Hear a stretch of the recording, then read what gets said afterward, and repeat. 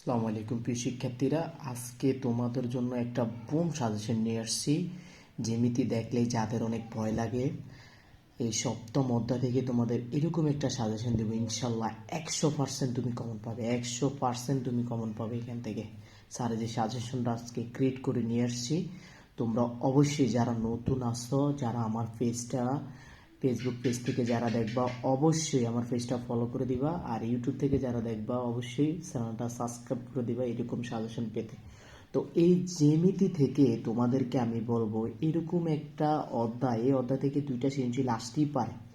তো এখানে দেখো, আগে আমি এই সপ্তম অধ্যায় নিয়ে যদি একটু কথা বলি, এখান থেকে তুমি জ্যামিতিতে সবচেয়ে ভালো করতে পারবা যদি আমি যেই সাজেশনটা তোমাকে আজকে দিবে এগুলো যদি তুমি নোট আকারে বাসায় করো, অথবা যদি তোমরা এগুলো করতে গেলে যে কোনো সমস্যা ফেস করো আমাকে বলতে পারো, তাহলে আমি রিপ্লাই একটা ভিডিও নিয়ে আসবো ইনশাল্লাহ। তো দেখো, এখানে বই থেকে তোমার যা যা পড়তে হবে, আমি বই প্লাস আমি বারবার বলি আমি যে সাজেশনগুলো তোমাদেরকে দেই এই বইগুলা থেকে আমি বিশ্লেষণ করে বিগত যে টপিকগুলো থেকে সবচেয়ে বেশি প্রশ্ন আসছে ওগুলা নেই, আর হচ্ছে তোমাদের যে টেস্ট পেপার আছে ওগুলো বিশ্লেষণ করে কিন্তু তোমাদের সাজেশনগুলো তৈরি। ভাইয়া আমি বারবার বলবো এগুলো একটু গুরুত্ব দিয়ে দেখবা, ইনশাল্লাহ তুমি এখান থেকে কমন পাবে 100% দেখো, বই থেকে যা পড়তে হবে তোমার, এগুলো হচ্ছে বই থেকে সম্পাদ্য একটা 138 পেজে, সম্পাদ্য একটা তুমি সুন্দর করে শেষ করে নেবে ভাইয়া।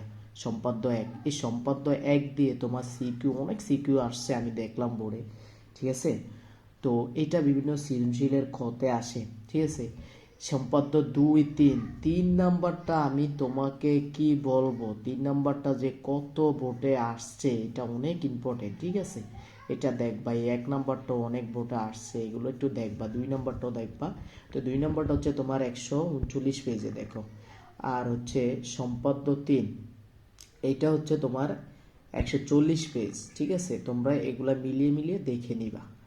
এখন দেখো, তোমাদের যে বই আছে বইয়ের ভিতরে দুইটা সৃজনশীল আছে, ঠিক আছে। দুইটা সৃজনশীল কি, দুইটা উদাহরণ সৃজনশীল আছে। তুমি যদি ভাইয়া এই উদাহরণ দুইটা সৃজনশীল, আমি বারবার বলতাছি যে একবারে কিছুই পারো না জ্যামিতি সম্পর্কে, আমি তোমাকে বলবো বইয়ের দুইটা উদাহরণ সৃজনশীল আছে, এই দুইটা সৃজনশীলের নিয়মেই কিন্তু পরীক্ষাগুলোতে সৃজনশীল, ঠিক আছে, তারা করে। তো তুমি এই যে দেখো, এই যে উদাহরণ দুই, 142 পেজে একটা উদাহরণ আছে, এইটার নিয়মগুলো দেখবা, ঠিক আছে। আর উদাহরণ চার, ঠিক আছে, এখানে তুমি উদাহরণ দুই আর হচ্ছে উদাহরণ চার দেখবা, এই দুইটার ভিতরে সম্পাদ্য এক আর সম্পাদ্য তিন দিয়ে কিন্তু এই সৃজনশীলটা তৈরি করছে, তোমরা একটু দেখবা, ঠিক আছে। এটা বই থেকে, বইয়ের 142 পেজ আর হচ্ছে 148 পেজ। এবার দেখো ভাইয়া, 7-এর 1 পেজে একে যদি যাও, অনুশীলনী 7-এর 1-এ গেলে তুমি 4 5 এখানে দেখবা বর্গ এত সেন্টিমিটার, এত সেন্টিমিটার বর্গ অঙ্কন করো। এই যে 144 পেজে গেলেই দেখবা এখানে 4 5 6 এইগুলা করলে তোমার কি হবে ভাইয়া, তোমার যে সংক্ষিপ্ত প্রশ্ন আছে তোমার সৃজনশীলের ক, তারপরে খ, এগুলা কিন্তু তোমার হয়ে যাইতেছে, ঠিক আছে। তারপর অনুশীলনীর সাথে যাইবা, এই জিনিসগুলা তুমি করবে। এগুলা কিন্তু তুমি, আমি বারবার বলতেছি ওই যে সম্পদ 1 2 3, হ্যাঁ। আর এগুলো হলো তোমার বেসিক, এই যে যেমন একটা বাহু 1 সেন্টিমিটার 3 সেন্টিমিটার সাইজে একটা পরিসীমা, এই জন্য এগুলা দেওয়া। এগুলো যদি তুমি প্র্যাকটিস করো তাহলে তোমার সৃজনশীল সিকিউতে তুমি অনেক ভালো করতে পারবে, ঠিক আছে।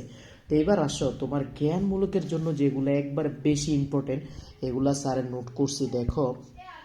এটা এত ইম্পর্টেন্ট, আমি তোমাকে কি বলবো, 75 ডিগ্রি কোণ আঁকো। এটা পেন্সিল ও কম্পাস দিয়ে কিভাবে 75 ডিগ্রি কোণ আঁকে, এটা রাজশাহী বোর্ড আসছে, তারপর দিনাজপুর বোর্ড আসছে, চট্টগ্রাম বোর্ড আসছে, ঠিক আছে। আবার দেখো আরেকটা অনেক ইম্পর্টেন্ট আছে, 4 সেন্টিমিটার বাহু বিশিষ্ট একটা বর্গ আঁকো, এটা 3 সেন্টিমিটার দিয়ে দিব, 5 সেন্টিমিটার দিয়ে দিব, ঠিক আছে। এটা দুইটা বোর্ডে আসছে, ঢাকা বোর্ড, চট্টগ্রাম বোর্ড। আবার দেখো একটা বৃত্তের পরিধি দিয়ে দিছে কত, 60 সেন্টিমিটার, এবং এর ক্ষেত্রফল কইছে নির্ণয় করতাম, ঠিক আছে। এটা সিলেট বোর্ড 2023-এ আসছে। দেখো এই প্রথম তিনটা কিন্তু ভাইয়া অনেক ইম্পর্টেন্ট, ঠিক আছে। এবার দেখো পরেরগুলা কি কইছে, কোন ত্রিভুজের সন্নিহিত দুইটি বাহুর দৈর্ঘ্য 5 সেন্টিমিটার আর হচ্ছে তোমার কত 12 সেন্টিমিটার, ঠিক আছে। একটা ত্রিভুজ সন্নিহিত বাহু, তো এটা কিন্তু বোর্ডে আসছে। দেখো আরেকটা প্রশ্ন, একটি সমকোণী ত্রিভুজের সমকোণ ব্যতীত অপর দুই কোণ যথাক্রমে 4x ডিগ্রি এবং 2x ডিগ্রি হলে ক্ষুদ্রতম কোণের পরিমাণ নির্ণয় করো। এই জ্ঞানমূলকগুলা ভাইয়া তুমি সুন্দর করে দেখে নিবে ইনশাল্লাহ, এখান থেকে তুমি কমন পাবে। এবার দেখো, তুমি যদি আরও ভালো করতে চাও, স্যার এখানে কিছু টপ বোর্ড নিয়ে আসছি, দেখো এই বোর্ডগুলো যদি তুমি একটু ফলো করো, এই বোর্ডের নিয়মগুলাই কিন্তু এখান থেকে প্রশ্নগুলো আসবে। তা আমি তোমাদেরকে বলবো, বই থেকে আমি যেগুলো দিচ্ছি এইগুলো যদি তুমি ভালো করে আয়ত্ত করতে পারো, ইনশাল্লাহ যে কোনো বোর্ডে প্রশ্নে আসুক, এটা দেওয়ার মানে হচ্ছে, এই বোর্ডগুলো দেওয়ার মানে হচ্ছে তোমার বইয়ে তো আমাদের শুধু কি আকার আছে, এসকিউ আকার আছে, সংক্ষিপ্ত আকারে শুধু প্রশ্নগুলো আছে প্রশ্ন আকারে, কিন্তু এইভাবে বোর্ড নাই। তো তুমি প্রশ্নগুলো কিভাবে বোর্ডে আসবে, এই নিয়মগুলো যদি তুমি ফলো করো, এই বোর্ডগুলো ফলো করলে তুমি বুঝতে পারবা যে কিভাবে আসবে, ঠিক আছে? তো দেখো, ঢাকা বোর্ড 2024 এটা একবার সুন্দর করে শেষ করে ফেলবা। Rajshahi board 2024, Sylhet board 2024, Dhaka board 2016, এই যে এখানে 4টা বোর্ড দিছি না ভাইয়া, এই বোর্ডের বাইরে কোনো প্রশ্ন আসবে না ইনশাল্লাহ, এই বোর্ডের নিয়মে আসবে। তা আমি তোমাকে বলবো, আমি তোমাকে সাজেস্ট করবো, স্যারে আজকে যেই সাজেশনটা দিছি জ্যামিতির উপরে, সপ্তম অধ্যায়ের উপরে, এভাবে কিন্তু আমরা এমসিকিউ, সিকিউ, এসকিউ প্রত্যেকটা সাবজেক্ট কিন্তু আমরা সাজেশন দিতেছি। তাই আমাদের চ্যানেলটাকে তোমরা কি করবা, সাবস্ক্রাইব করবে নিবা, আর হচ্ছে আমাদের পেজ থেকে দেখলে পেজটা ফলো করে দিবে। ইনশাল্লাহ দেখা হবে যে কোনো একটা ক্লাস নিয়ে পরবর্তীতে যে কোনো ভিডিওতে। এই পর্যন্ত সবাই ভালো থাকবে, সুস্থ থাকবে।